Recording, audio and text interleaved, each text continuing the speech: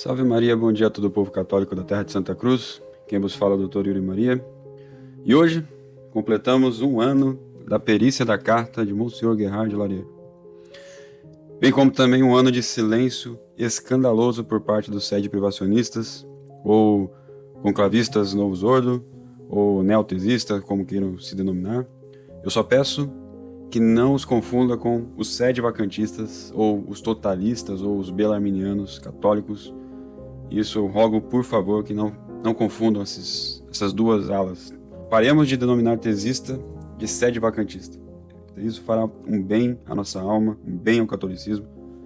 E, pois bem, vimos que quando o senhor Remy publicou a carta da renúncia de Gerhard, que renunciava à tese de Cassitiaco, algumas pessoas aqui no Brasil, na época, ficaram surpresas, e muito surpresas. E dentre essas pessoas está o reverendo Padre Romero, que era um dos professores do Seminário São José naquele período. Quase que imediatamente, ao saber da carta, Padre Romero escreveu ao seu amigo Padre Ricossa um e-mail, questionando se a carta era verdadeira. E Ricossa, também surpreso no e-mail, respondeu ao Padre Romero, que ficou também surpreso e disse que sim, a letra do Gerhard. E isso tudo, isso que estou falando aqui para vocês, a testemunho do bispo Dom Rodrigo, dos seminaristas, que estavam presentes quando o Romero recebeu o e-mail e enviou o e-mail. Contudo, algumas semanas depois, Padre Ricossa, os tesistas, escreveram um artigo depois, dizendo que não era autêntica, que jamais o Padre o Gerhard se retratou, etc. E toda aquela causa, né? Dizendo que a carta é falsificada. É uma fotocópia, tem que ver a verdadeira, não tem data, não sei o quê, pode ser muito facilmente. Enfim, o que nós fizemos? Contratamos um perito para ver se realmente não é ou não é uma carta falsificada, não é, o que é. E tá lá o laudo de um perito da justiça. É verdadeira. Ele chama a tese de idiota, full tese, e que contém enormes erros teológicos. Está lá, é do Gerhard. O que vocês deveriam fazer? Contratar um perito aí e contestar a perícia. O laudo é muito mais fácil, já está o laudo lá, já está tudo lá. Ele vai ter que contestar o que está escrito ali. Ele descreveu a perícia ali. Ele não só falou assim, ó, é verdadeira. Não, ele descreveu como que foi feita cada item, cada coisa. É impressionante. É verdadeira. Então aqui pegamos uma mentira de Padre Ricossa. A fama do Padre Ricossa na Itália é de ser um senhor Williamson italiano, Monsenhor Williamson, um agente oculto de Ratzinger, que tem propósito de atomizar e aniquilar as posições católicas contra o Novus Ordo, segundo o senhor Remy e o site Virgo Maria. Entendam então, os senhores, um pouco sobre isso. Muitos inimigos se infiltraram na igreja. E não pense que eles são amigos entre si. Eram amigos até a usurpação de João 23. Após isso, há uma espécie de briga entre esses infiltrados. Infiltrados anglicanos, comunistas, ortodoxos, maçônicos. O próprio bispo Felley da Fraternidade já relatou que existe em ativa atuação 4 maçonarias eclesiásticas dentro do Vaticano. A seita Rosa Cruz quer que os católicos sejam os mesmos, os tradicionais, os tradicionalistas, mas também querem que eles aceitem as mudanças de Paulo VI. Porque assim eles vão conseguir legitimar a sua igreja protestante com aquela teoria dos 3 ramos e dizer que essa igreja episcopal da Inglaterra, essa protestante, os ortodoxos e a católica formam a igreja de Cristo, verdadeira. São 3 ramos de uma só videira. Essa é a teoria herética que foi proposta aí para que nós seguíssemos. E para isso querem a todo custo esconder dos católicos a mudança essencial dos sacramentos da ordem de Paulo VI. E para isso eles infiltram seus agentes nos meios tradicionais. Tem que ser nos meios tradicionais. Porque a resistência a essa heresia modernista está nos meios tradicionais. Qualquer pessoa com o mínimo de conhecimento básico olha para aquilo ali, aquela igreja que está ali, que estão querendo falar que aquela ali é a igreja visível, impressionante, e falam, isso aí jamais é católico. Um DJ tocando Um padre DJ tocando e sendo promovido, querendo ainda ser bispo, né? Enquanto a gente aqui rezando a missa em latim é excomungado, é tratado pior que o pior prisioneiro de todos os tempos da Igreja Católica. Impressionante. Ecumenismo para todos os protestantes, ecumenismo zero para os tradicionais. É assim que funciona o Novo Zordo. Então é isso, eles querem esconder os sacramentos. Por quê? Porque assim eles querem que nós aceitemos o Novo Zordo e querem assim também esconder a invalidade dos padres e bispos do Novo Zordo. E é isso a essência do plano dos cabeças da fraternidade, da resistência e também deste Instituto Mater Boni Concili de Ricossa. Ricossa escondeu e negligenciou o estudo sobre a validade das ordenações e sagrações sacerdotais do Novo Zordo. Ricossa também interpretou hereticamente o Apocalipse de São João, dizendo que ele não fala de eventos futuros, mas sim do passado até o período de Nosso Senhor Jesus Cristo aparecer na Terra. Então, Ricossa premeditadamente confundiu os católicos sobre os documentos do Santo Ofício, com o intuito de dizer que a aparição de Nossa Senhora de La Salette foi condenada. E tal aparição é tão essencial aos nossos tempos, é tão evidente que aconteceu aquilo mesmo. Roma perderá a fé. Segundo os bispos e papas da igreja, é uma espécie de apocalipse de Nossa Senhora. Ricossa e seus adeptos da tese incentivam os católicos a menosprezarem as aparições privadas, bem como as de Nossa Senhora de Fátima, de La Salette, entre outras. Todos que falam que essa Roma aí é apostasia geral, né? E tudo isso para deixar os católicos o quê? Mansos e mornos com essa usurpação de Roma e para esconder os avisos dos céus sobre essa apostasia. Dar uma visão mais amigável, favorável a esses hereges malditos. E os seus propósitos são os mesmos que os da maçonaria. Querem ter um vínculo com essa seita Novo Zordo, deixar os católicos nas suas dependências. E isso é o mesmo que deixar os católicos nas dependências da maçonaria eclesiástica satânica. Aí vemos as suas táticas, que é tão antiga como a serpente, de enganar os católicos. Primeiro eles ganham a confiança, publicando artigos, obras de grande valor, de grande peso, mostram, né, a erudição toda. E após adquirido o respeito e a fama, eles vão introduzindo suas pequenas heresias, vão cortando aqueles mais, os mais católicos fervorosos ali, ocultando as ocultações maçônicas e suas artimanhas. A gente não viu isso? O padre Ricossa começou a reabilitar cardeal Rampolla do nada, como um cardeal ortodoxo da fé, desviando a atenção dos católicos da maçonaria satanista Rosa Cruz. Que padre que está assim tão preocupado com a atenção dos católicos aceita Rosa Cruz? E é tão feio, não sei se a palavra é feio, né? Eu não vou falar outra palavra aqui que não cabe, mas é uma coisa pior, queria falar uma coisa pior, mas é tão feio um padre mentir. E como pode padre Ricossa mentir desse jeito?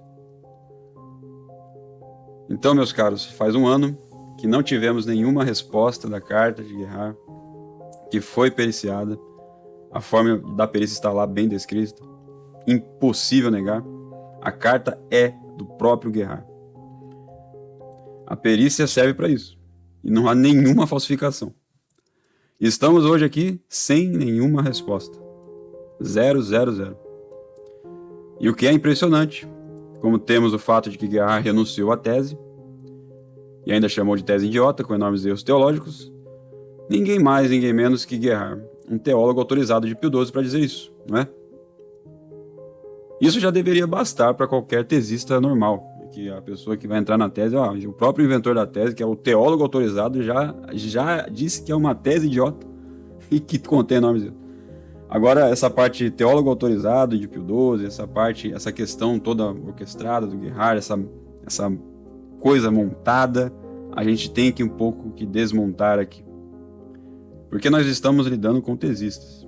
E a gente viu aqui que tesista não é uma pessoa que se possa confiar.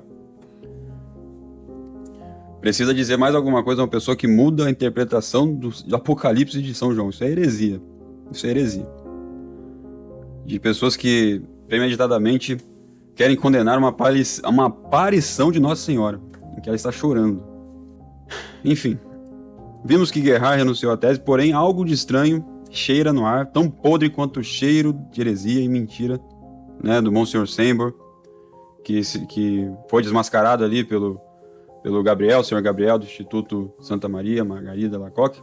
E Monsenhor Sembor ali oculta premeditadamente as passagens nos teólogos, né, para provar a sua tese nova ali inventada de Cassitiaco. Uma vergonha, uma coisa imoral, indigna, digna de uma boa fogueira nos bons tempos do catolicismo. Estamos lidando com tesistas e devemos desconfiar. É isso mesmo, devemos desconfiar. É uma paixão desenfreada. O amor pela verdade não está aqui. Gerhard renunciou à tese e cheiramos algo de estranho no ar quando a gente lê o artigo do Dom Murro, de Padre Murro, acho que é assim que se pronuncia, Padre Murro, e amigo do Ricossa, e esse artigo era sobre a morte de Gerhard. Então lá ele narra para a gente como que foi essa morte de Gerhard. E os testemunhos desse artigo são ele e o Padre Ricossa. Então o Padre Ricossa você já vê que não tem muita confiança, né? Vamos dar um voto de benevolência pro Murro, vamos ver o que ele tá falando aqui. Só que para azar dos tesistas, eu sou médico e por coincidência também nasci no mês e no ano da publicação desse artigo. E agora eu vou analisar a situação médica de Gerhard descrita no artigo e vamos ver se é crível tudo aquilo que a gente... O artigo já é escrito de forma dramática, parece que ele tá falando de um santo ali. Vamos ver. Então, o artigo ali, como morre um homem de Deus, né? Ele descreve a gravidade da doença, ele estava com uma doença hepática ali, insuficiência hepática, né? Então, ele sabe-se que manteve a lucidez quase até o fim, para grande espanto dos médicos e das enfermeiras. Apesar da sua fraqueza e do seu cansaço, ele continuou a examinar a verdade sobre várias questões. Quer fossem argumentos doutrinários, responderam os visitantes aos sacerdotes para esclarecer, explicar, aprofundar certos aspectos da tese de Cassitiaco. Então aqui ele já colocou a sua pitada de dando legalidade. Só o Ricossa e o Murro sabem esses aspectos, né, aprofundados da tese que o Gerhard disse ali à beira-lei.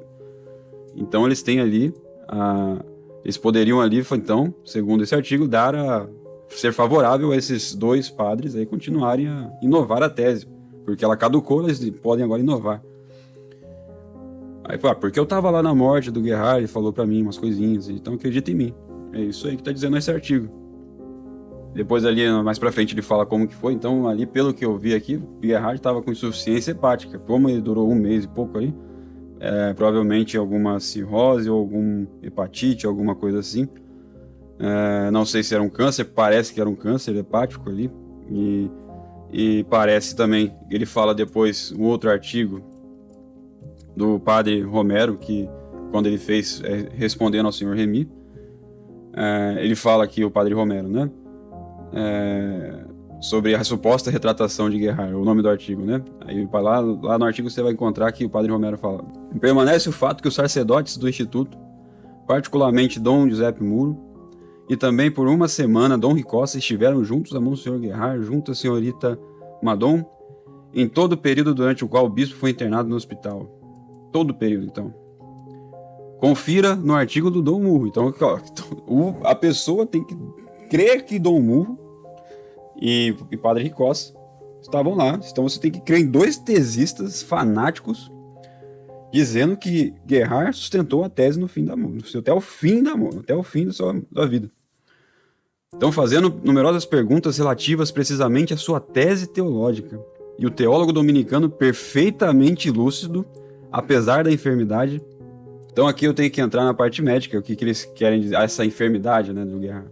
Existe uma coisa chamada encefalopatia hepática, que é causada por muita amônia, né, que é a causa da doença, da insuficiência hepática. Isso é uma coisa que qualquer médico pode descrever. A pessoa vai perdendo a consciência, vai ficando com delírios. Naquela época não tinha tantas novidades assim no tratamento. Então é por isso que eu não creio que ele esteja perfeitamente lúcido até o fim da vida, tá? Por causa dessa enfermidade. Não creio mesmo. Quem vai crer aqui é nas palavras do Murro e do Ricossa. Então você tem que acreditar nesses dois. Ele estava perfeitamente lúcido ali ensinando teologia no leito da morte dele. Maravilha, maravilha. Sempre respondendo a eles, confirmando até o último sua tese. Eles consideram que o amor da verdade de Monsenhor Guerard, do qual tanto fala o mesmo Sr. Remy, o havia obrigado se houvesse realmente mudado de opinião. A advertir em primeiro lugar a estes sacerdotes que haveriam se seguido em erros teológicos enormes. Então, câncer hepático em estágio final, provavelmente era isso que Guerard tinha, provavelmente pelo tempo, né, pela causa também, provavelmente é isso. Mas no último dia de sua vida, prestes a suspirar para a morte, dou murro em seu artigo, que é um artigo, se você ler, é propagandístico, estilo da KGB. Estilo KGB. Escreve ali que Guerard conseguiu discutir novos aspectos da tese aos seus visitantes, né, os dois padres mais fanáticos do mundo da tese, e ainda conseguiu rezar o rosário, meditar e recuperando a lucidez de forma até que os médicos e enfermeiras ficaram surpresos. Nossa, como está lúcido com essa doença. Impressionante. Impressionante. A gente sabe que paciente assim com muita amônia e afeta o neurológico do paciente, causando encefalopatia hepática, causando confusão mental. É importante. Em estágios mais graves, até o coma, a dor abdominal, um abdômen distendido ali, né? Constipado, é também insuportável, bem como a falta de ar, né? Tem também isso, causada pela retenção hídrica, pela pressão abdominal, entre outras coisas. Então, diante de tudo isso, né, ele não estava comendo nada, estava lá emagrecido, estava lúcido, pleno, conversando, debatendo teologia com os padre Murro e padre Ricossa. Então é isso que o padre Murro quer nos fazer acreditar. Guerard estava lindo, lúcido, calmo, discutindo tranquilamente novos aspectos da tese, e então suspirou. É isso mesmo. Então a gente tem aqui duas vertentes. Uma, a carta que é de Guerard, verdadeiramente provado. A letra é dele, a carta não é falsa, não tem falsificação. Eu não quero ver o original. Esse documento mostra que não precisa da original. Ele consegue ali já ver se tem ou não alguma falsificação. Temos de um lado isso, toda essa prova legal, que é do Guerard. E do outro lado, ter duas testemunhas dos mais fanáticos, o padre Ricossa, que já vimos que é mentiroso, e um dos piores lobos que possa existir, totalmente filtrado, totalmente se passando por tradicional, sede vacantista, etc. E temos aí o padre Murro, que fez esse artigo propagandístico todo. Pega esse artigo, dá uma lida, coloca uma música bem melosa, bem chorosa, e dá uma lida. Que propaganda de...